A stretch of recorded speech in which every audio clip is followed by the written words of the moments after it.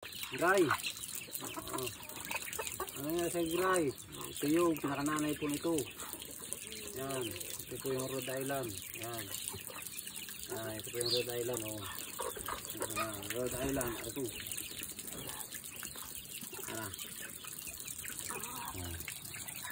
Diretso. Ayan po.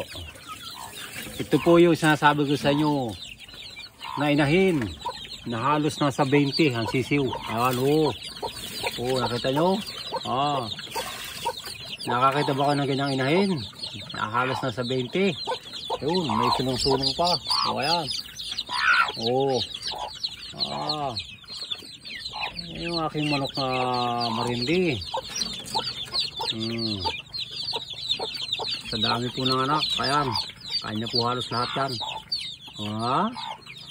Saan kayo nakakita ng sisiw na manok na ganyang inay, na manok na inay na ganyang karami? Iyan lang. Ang pangalan po niya si Chito. Chito. Chito. Ano mga anak mo? Nagiri-giri ka pa eh. Ayan.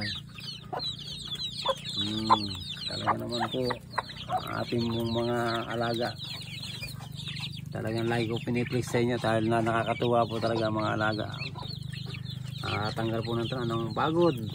Pag nakita mo na ganyan ng mga alaga mo, ano po? Nakakatuwa, mabait. Yan mabait. Hindi po sila mahilap. Pagkakadami, matutuwa ka. Ayan po. Sa mga kabutil ko dyan, na pag kayo gusto nyo ng pagdating ng araw, mapunta kayo sa akin. Ayan, sige. Makakarni lang po tayo ng mga bibi, mga manok.